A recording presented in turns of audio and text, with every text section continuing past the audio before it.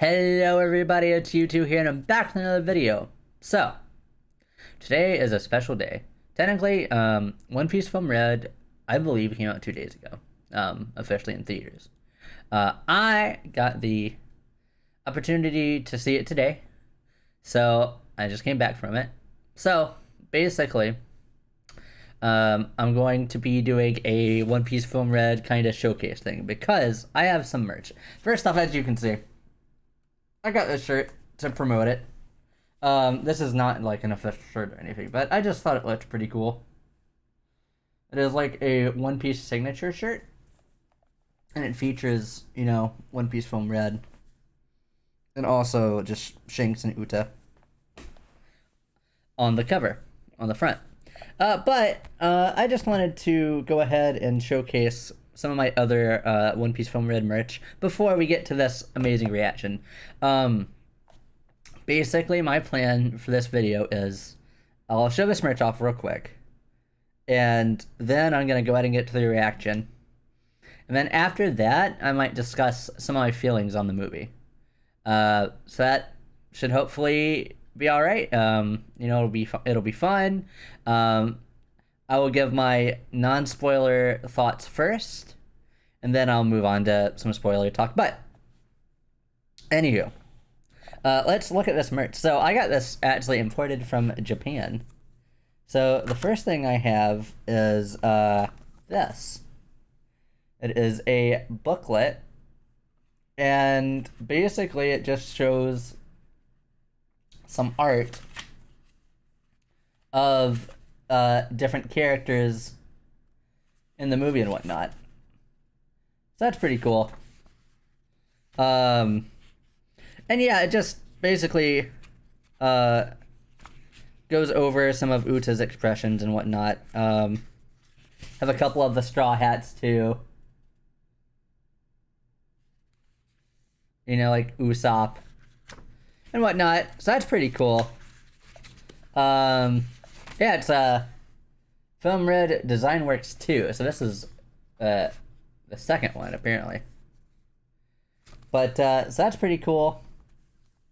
Then I also got these little mini posters, which is really, really cool. I love the look of them. That one features Uta. But yeah, really, really cool. And then I got this bad boy. I had saw this in some people's posts, like Callie got it recently. But this is, from what I understand, just a big ol' magazine to promote the movie that also has some more illustrations and whatnot. So that's really cool. I just thought I would, show this off a little bit. I think it has some, comments about the movie and stuff and whatnot, too, from various people. And then, recently, I had to get this. This is Otto's, soundtrack, soundtrack for the movie. It has all of the songs from the movie on it, all 7 tracks, as you can see. And then it has, some special stuff, too. But, yeah, that is really, really, really cool. It also has, a DVD that she went ahead and opened. And, yeah, alright. So, that's all the merch that I have. I enjoyed myself. It was a good movie. That's all I'll say for now. Let's get into this reaction, shall we? So this is Lian Lai, AmaLee. She is the English voice for Uta in the movie. And so I figured it would just be appropriate, right, to react to this when I'm going over all this stuff. I've seen the Otto music videos, which I might put on in the background while I talk about the movie itself and give a review. But either way, it's just so appropriate, She started on YouTube like I think like 11 or 12 years ago. Same thing with Otto. You know, Otto started on Nico Nico, from what I understand, and she got her rise to fame there. And so this is gonna be such a treat. Can't wait for this. Yeah, I can't wait to see how this sounds and see if I get my tingles going. So let's pull this right up, and here we go. Are you ready, guys? I'm ready. Here we go. Ooh. Oh wow, those are some high notes. Ooh, beautiful, beautiful tone. Wow, okay. Ooh, nice. I liked what she did with that. That was really cool. Oh, nice. I love it. I love what she did there with the logo. Oh, interesting, different instrumental here. Didn't expect that. I mean, it's a guitar.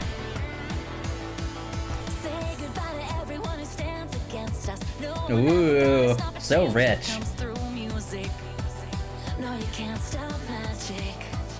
Okay.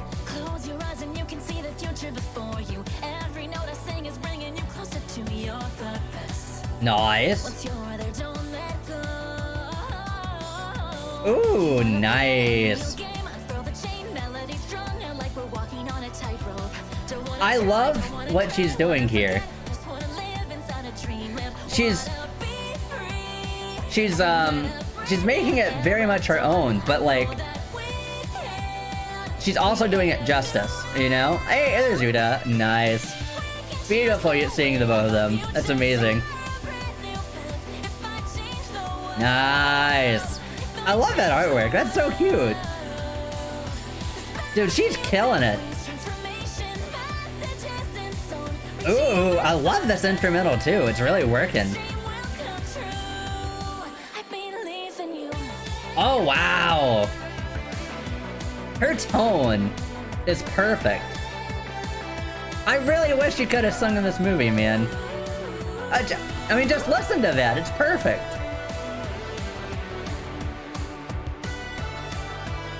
Oh, see, I love how they're taking inspiration from Otto's music video, you know? That's really cool.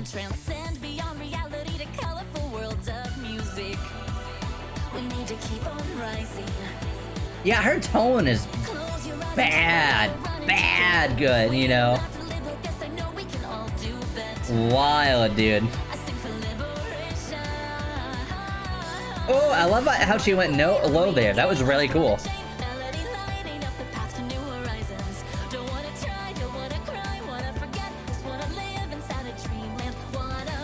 You know, I think this was the lyrics that they actually used in the official release. At least I think. Maybe not. Either way, it's really close. I don't know if that's... I don't know. I mean, I just saw the movie, but... Either way. Wow! I can see it. I could definitely see her singing this in the movie. Oh, nice. Oh, okay, so Brina Palencia did the lyrics. Okay, that makes a lot of sense. Oh my god, yeah. That was amazing. Her tone, the way that she, nice. Beautiful stuff, man. I'm so glad she made this to commemorate the English release. But yeah, she did an amazing job. Like, honestly, I am 100% confident that if this was in the movie, you know, people wouldn't care that much. I mean, I don't know. I'm just kind of sad that it wasn't, you know? Or at least her saying the Japanese lyrics at the very least something, you know? But either way, I'm just glad she was in the movie at all. This was such a treat. She did the song justice. She did Otto justice. basically, this was spot on. Her tone, the harmonies in here were really good. It was so rich and thorough. Like, her vocals were amazing and perfect. And like, she used her voice to basically make her English voice of Uta basically transformative into this song, basically. If you know what I'm talking about. I'm saying basically a lot. Either way, this is so good. I thoroughly enjoyed this. I love this movie. I love this song. I love all the songs in the movie, let's be honest. But Otto is a masterpiece, but you know what? AmaLee is too. She's perfect. She was the perfect choice to voice Uta. And I'm just so happy that she got this opportunity. She really deserves it. And it's like life goes in circles, you know? Like, the parallels between Otto and AmaLee is just, I mean, it's writing on the wall, you know? It's right there. Like, and it's obvious and plain to see. But she knocked it out of the park. I enjoyed this, honestly, just about as much as the original. Being perfectly honest. It was a fun time. It was an amazing time. But, yeah, really well done. Really well put together. If you don't want to see my my thoughts on the movie, thank you all so much for watching. I will see you all in the next video. If you want me to react to anything else Hololive related or anything that's VTube related, let me know. And I'll reply to your comment as soon as possible. I want to have a conversation with you. Now, for those that want to stick around, let's get Otto's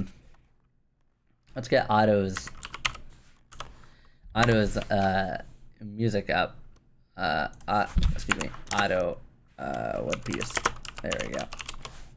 And we'll just have this playing. Well, I wonder if there's like a playlist that just has.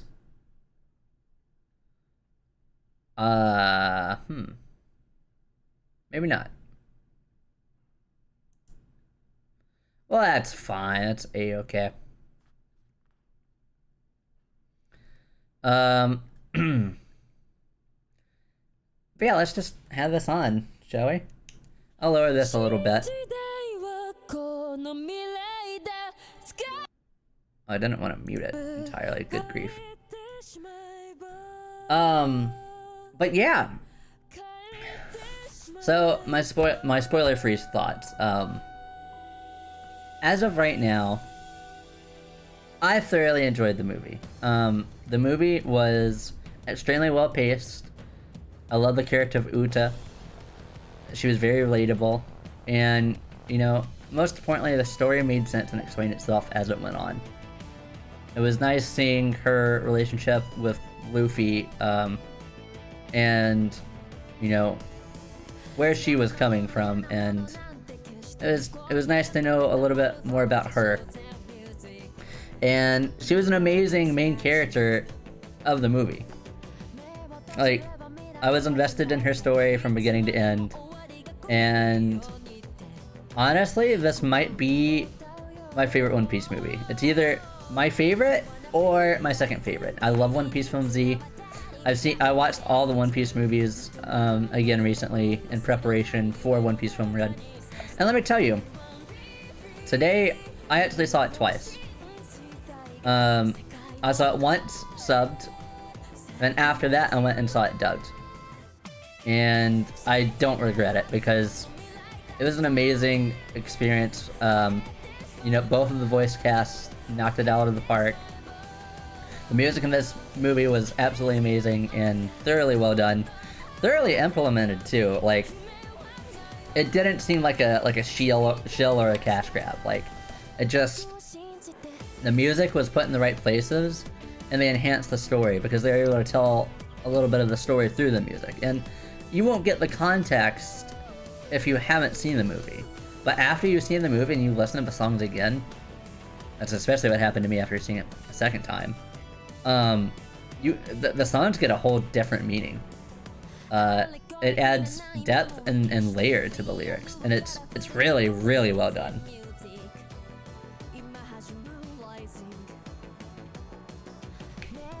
But yeah, those are my spoiler-free thoughts. You know, I guess I'll say this. In terms of a movie, this was very different from a traditional shonen movie. You know, it's basically a shonen movie mixed with a musical. And, you know, some people would say, oh, I don't know if it's gonna work, I don't know if it's gonna mix well, but, in my opinion, it 100% thoroughly did, and I thoroughly enjoyed it.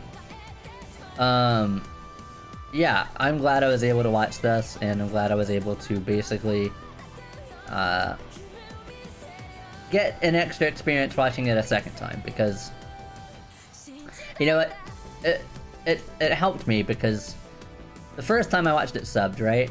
And I was able to basically focus on the dialogue, right? Mostly. I was trying to focus on the dialogue and look less at the spectacle around me, you know, all the stuff happening on screen. And I saw it in this nice big theater. It's basically an equivalent of an IMAX theater, but it has, like, really good audio. Yeah.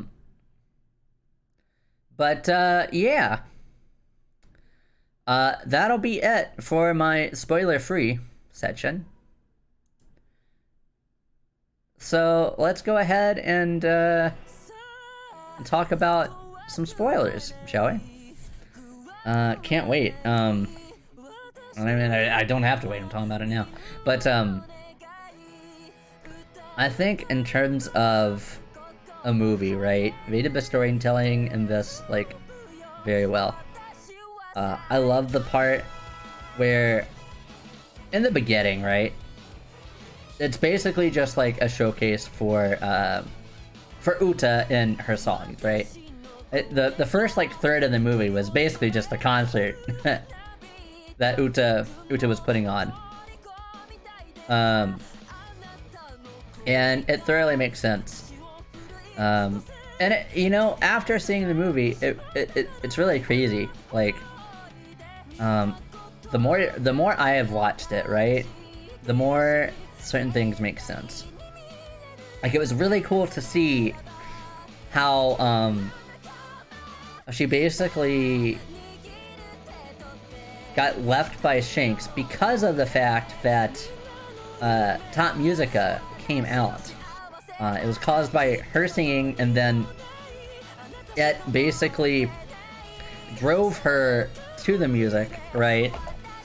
And I really enjoyed how Shanks decided, you know what? I'm going to leave her here so she can, number one, pursue her, you know, her love of music. And also, it's because I'm running away from the Navy, because I'm going to make sure that, you know, she and her name doesn't get slandered by this. I'm going to take the brunt of it. And I thoroughly enjoyed that. You know, it's unfortunate that that Gordon decided to leave the Top music there to begin with. As he said, you know, he was so sorry. He let his love of music basically take control of rational thought, right? And he was like, well, I love this stuff, and because it's music, I gotta keep it. I gotta, you know, I'm gonna hide it, but I'm gonna keep it. And so he made a lot of mistakes, and he also didn't tell Uta right away about what had happened. But it's crazy to think that she actually found out about a year after she had started streaming. And you know, I gotta say, the amount of, like, mental trauma that Uta had during this movie is insane. I feel like, you know, stuff like that would do a number on just about anyone, right? The fact that she basically got left, right? She got left alone was only there with Gordon for 12 years. The fact that, you know, she lost her trust in Shanks because of it, and, you know, she resented and hated him. And when she started singing and found out that the world was actually corrupt and there was a lot of bad things and pirates were actually bad, her whole mindset changed, you know? And as I said, after a year of her, like, screaming, she also found out that she had caused it because she saw that video on the transponder snail of her actually transforming into Top Music Up and bringing it out and stuff. But, you know, it was crazy. I didn't expect that kind of, you know, that kind of, like, psychological, torture, almost, you know? I also love the fact that she basically went through everything, and ultimately she learned a lesson. You know, she found out that, you know, Shanks isn't a bad person. You know, she was like, well, I've made mistakes and I just want to atone. And it was so sad just seeing her die. Like, they did that super well, and I cried. I actually cried in the theater twice. I cried both times. The fact that, like, freaking, what's it called? Oh, dang nabbit. Shoot. It's, it was right here. What's it called? Yeah, the fact that the world's continuation played at the end there, like, oh my god, that got to me. It thoroughly got to me. And, you know, and then she sung it, like, very raspy, very low, because, you know, she was singing it while she was dying. And that got to me, too. That just made it worse, and man, it was very emotional to see her connection with Shanks and see how amazing Shanks is as a person, you know? There wasn't a lot of Shanks, but the stuff with Shanks that we got in this movie was perfect and amazing. You know, the one thing that I want to know is, so apparently she had the devil fruit from the beginning, right? She had eaten it already. Because it literally showcased when she was singing that, you know, people around her were falling asleep. And then they only woke up when she fell asleep. And they showed that, you know, near the beginning-ish, right, when they showed that flashback. And it didn't even register to me that's what her devil fruit was. And even when we saw everyone sleeping in the movie, right? It didn't even register to me, like, hey, you know, that's the real world, you know? I just loved how everything came together. And I loved what they did. And I'm glad they explained everything. It was really well worth it. It's insane, man, because I'm going to go into a little bit of, like, VTuber stuff, right? You know, that's what I'm known for. That's what I've mainly been reacting to lately. It's crazy to think that Callie and Demon Dice, right, basically contributed to the creation of Uta. In case you didn't know, Demon Dice created a character for a music video for a band named, not a band, but a rap group, a Japanese rap group named Fake Type. And she created a character called Princess. And Princess was the inspiration for Uta. Apparently Oda was listening to a lot of their music, and he fell in love with Princess, and, you know, got inspired, basically create a character based on her. And it was just amazing to see everything come full circle. I remember looking at a tweet with Demon Dice and just, you know, her just realizing it, like, as like Demon Dice.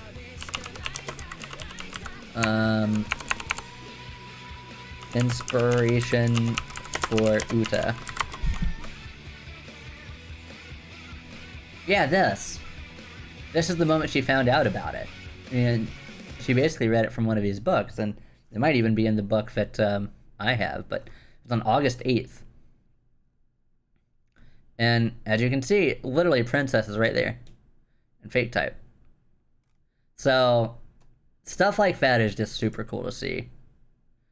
And man, oh man, oh man. This was such an amazing thing. And actually, speaking of which, this song, Fleeting Lullaby, this is fake type. Fake type was in this movie. You know, they were a big part, and they wrote one of the major songs for it. That's super cool to see, you know? Just the inspiration's coming back. And then Demon Dice recently covered this song, which was just like, oh, it was amazing, you know? Like, it just worked, man. Yeah. It was super cool to see. But I loved her relationship with Luffy. I find that some of her actions might have been a bit extreme, but honestly, it worked. It definitely worked. You know? Because, like, she'd been through so much, and she had been lied to, right? It was very tragic. It was a very tragic, ending to the movie. But I love seeing her different powers, and, you know, it makes sense because, you know, she controls everyone in that world, and everyone's just sleeping in the real world. Now, I find it a little crazy that, like, Kobe and the Navy knew about some of that stuff, but I guess that makes sense. I'm assuming the Navy talked with Gordon. I'm assuming. I don't know how else they would necessarily know about her powers, but either way, like, it was really cool to see, and, you know, I felt so bad for her, you know? I wanted her to be happy and be free, and ultimately, I think she was. She made a choice at the very end, and, you know, it was amazing that she was able to make that choice. This movie was very inspirational, very cool, and I just love how the lyrics just enhance this movie. This movie would not be the same without all of this amazing music in it, you know? It would be one thing if it were, you know, just a musical, no story, but this actually had depth, and you know, that's what I like about musicals just in general, right? Typically when they have a bunch of songs integrated into a movie, into a musical, they make it so that it enhances and advances the plot. And it was really cool. I love seeing her transform things like the Sunny and Beppo. Beppo's little gag was really funny with him saying, "Oh, sorry," with a little thing playing. It was really, really cute. But in terms of the music, okay, I really like the world's continuation. She actually sung Where the Wind Blows, I believe, at the end, though. But this, the world's continuation, might actually be my favorite song in the whole movie, this whole soundtrack. It's just super well done. Well, actually, I think this played during the ending, too, if I remember correctly. I saw it twice, and it was, you know, but I saw it, like, back-to-back, so things are a little running together just a little bit, but that's fine. And I love how, you know, these songs reference, like, especially, like, near the end, right? These last two songs, they really do reference, like, her and Luffy, you know?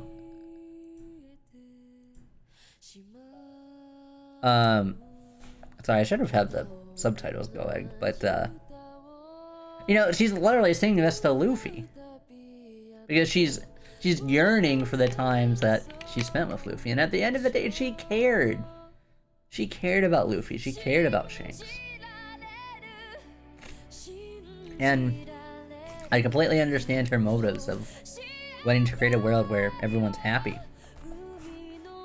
Because at the end of the day, like, people weren't happy. You know, she witnessed it through all the accounts of her fans, and, you know, the stuff that happened to her too. You know, it's easy to believe that she would think stuff like that, you know, that she would want a world where people can just be free and happy and don't have to worry about anything. It's very interesting that this is basically like a brainwashing kind of thing, you know, with her devil fruit. And I just want to know where she got the devil fruit. Like, that's the one thing they didn't explain. Like, we don't know when she got it, because it apparently she got it before you know what? Now that I think about it, well, I don't know. They found her. Basically, she isn't Shanks' real daughter. She isn't Shanks' real daughter. They found her with a bunch of treasure that people had stole. And I feel like maybe as a baby, perhaps she ate the Sing-Ting fruit. I don't know. That's one thing that we don't really know about, and wasn't really explained. But ultimately, the power was really cool. I thoroughly enjoyed it. And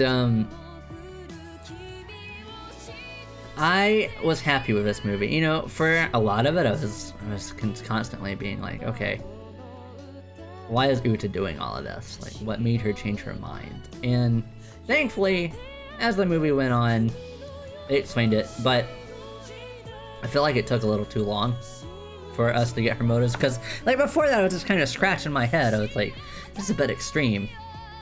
You know, is she under control of Top Musica? You know, that's what I originally thought. But, you know, it's one of those things.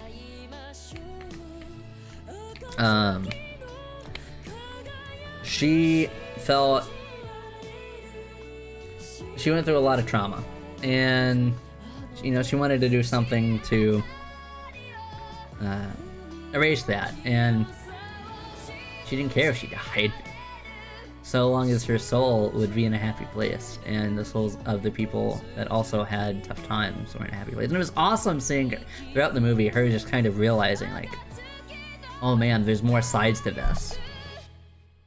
You know, it's one of those things that it's not just black and white, and that's basically the theme of this movie.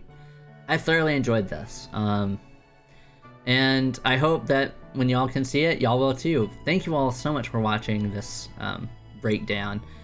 I thoroughly loved it, and I will keep on watching it for many years to come, because it's probably my favorite One Piece movie. So thank you all so much.